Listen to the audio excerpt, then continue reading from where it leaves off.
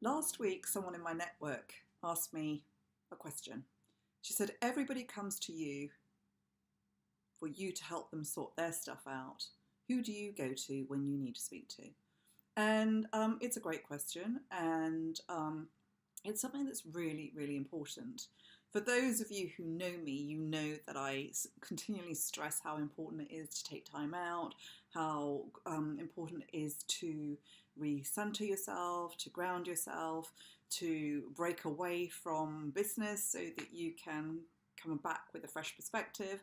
And so I do all of those things. I have a morning ritual where I meditate, I do exercise, I have a break in the day where I walk the dogs, where I find myself connecting with nature and just literally clearing any brain fog that I might have accumulated during the day. Having said that, I am a human being, and whilst I do what I do still have emotions, I still do have triggers, and I can still really, really feel other people's pain. And sometimes it triggers something inside of me.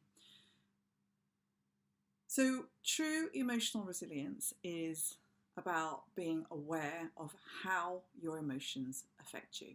And then when you recognize that, it's knowing what to do with them. And I have a whole bunch of tools and techniques that I can use on myself.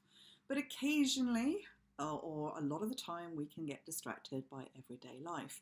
And so you might, or I might not deal with things effectively or completely, because I might get distracted halfway through dealing with something. So I also check in with someone on a weekly basis. It's another colleague of mine.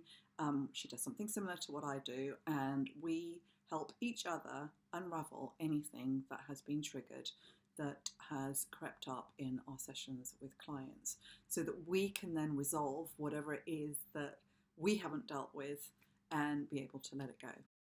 Essentially, hanging on to anything that's unhelpful is not good for you. It's not good for your mental health, and it's not good for your physical health either.